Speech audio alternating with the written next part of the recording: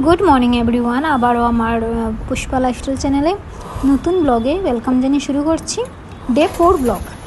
তো এই যে আমি আমার রুমের এখানে ব্যালকনিতে এসে জানলাটা খুলে দিলাম, আর দেখছি কি খুব বেশি সেদিনকে রোদ উঠেছে, ভালো লাগছে সকাল সকাল উঠে রোদটা দেখলে। তারপর আমি রেডি হয়ে গেলাম, বেবিকেও রেডি করাচ্ছি, আর এদিকে ও রেডি হচ্ছে। তো ফার্স্ট অফ অল আমাদের প্ল্যানিং ছিল নিকো পার্কে যাব, কলকাতা। তো তারপর ভাবলাম যে নিকো পার্ক থেকে ভালো হবে, গরম দিচ্ছে অনেক বেশি, তো আমরা অ্যাকোয়াটিকে চলে যাই।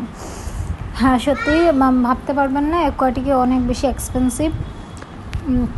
আমাদের পাসই লেগে গেল পার হেড 1100 করে। তো চলেন আমার সাথে, এই যে আমরা রেডি হয়ে গেলাম, বেরিয়ে পড়ছি, আর এই যে চলে যাচ্ছি। আর ওর বাবা উবের বুক করেছে। আর এখানে এসে সত্যি কথা বলতে যারা থাকি, আমরা তো এখানে থাকি না, তো আমাদের লোকাল ট্রেনটা চলতে খুব বেশি অসুবিধা হয়েছে। আর চলছি না, জাস্ট একদিন চললাম, কি চলবো একদিন। আমার বেবি তো কান্না করে পুরো শেষ হয়ে গিয়েছে। যেরকম এই ম্যামের ক্লাসে যেতে সময় হাওড়ার থেকে শেওড়াপল্লি গিয়েছিলাম, লোকাল ট্রেনে খুব বেশি গ্যাদারিং ছিল, তারপর বাস এইসব চলা যায় না। ওই উবেরটাই আমাদের জন্য ভালো লাগলো, আর উবেরটা সত্যি অ্যাফোর্ডেবল প্রাইস। এখান থেকে আমরা অ্যাকোয়াটিকে গিয়েছি 800 করে পড়েছে। আমাদের জন্য তো ঠিক লাগলো, অন্যদের জন্য হতে পারে একটু বেশি লাগবে, বাট এখানে আসলে আপনারা লোকাল ট্রেন কিংবা বাস ধরেও যেতে পারবে অ্যাকোয়াটিক পার্কে। লোকাল ট্রেনে তো বেশি কি বেশি 5 রুপিস, 10 রুপিস, 15 রুপিস এরকম করে পড়ে। 5 রুপিস না হতে পারে, বাট 10 রুপিস করে পড়ে যায়, বহুত ভালো। বাট বেবিকে নিয়ে লোকাল ট্রেন চড়াও অসম্ভব হয়ে যায়। তো ফাইনালি আমাদের উবের চলে আসলো, আমরা উঠে গিয়েছি, আর আমরা ডেস্টিনেশনের জন্য চলে যাচ্ছি। আর সেদিনকে খুব বেশি খুশি ছিল আমার বেবি, ও স্নান করবে, ওর বাবাকে বলছে বাপ্পা আমি স্নান করবো।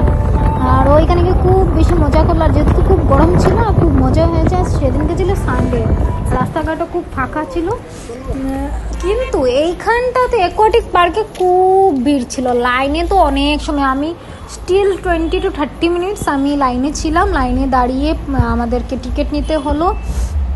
আর সত্যি খুব খুব খুব বেশি লাইন ছিল। তারপর নতুন জায়গা, নতুন গিয়েছি, আমরা তো জানি না, তো আমাদেরকে কাস্টিউম লকারের জন্য পেমেন্ট করতে হলো। আর কাস্টিউম সত্যি কথা আমি পড়িনি, আর ওর বাবাও পড়েছে না, যেহেতু তো আমরা এইসব ভালো লাগে না।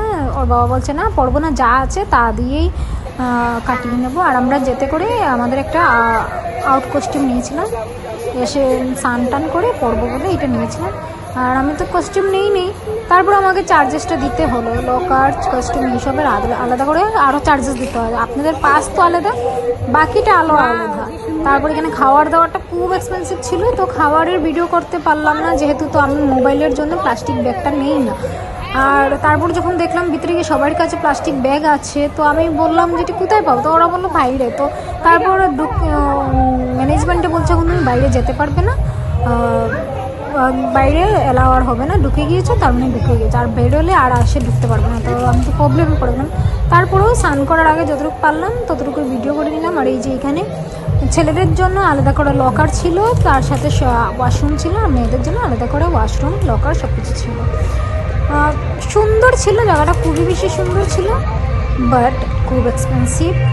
তারপর ওর বাবা বললো যে বিয়ার খাবে, তো আমি বললাম খেয়ে নাও। তারপরে দেখছি কি খালি একটা গ্লাস নিয়ে নিল 249 করে।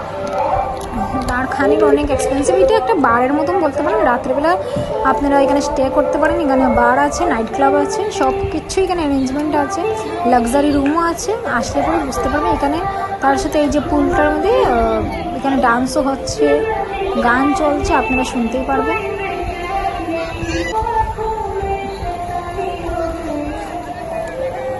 আর আমার বাচ্চা তো খুব খুব খুব বেশি আনন্দ করলো, তখন ডেকে বললো মা অ্যাকোয়াটিক পার্কে, মা পার্কে, মা স্নান করবো, ও তো নিজের থেকে বললো মা স্নান করবো।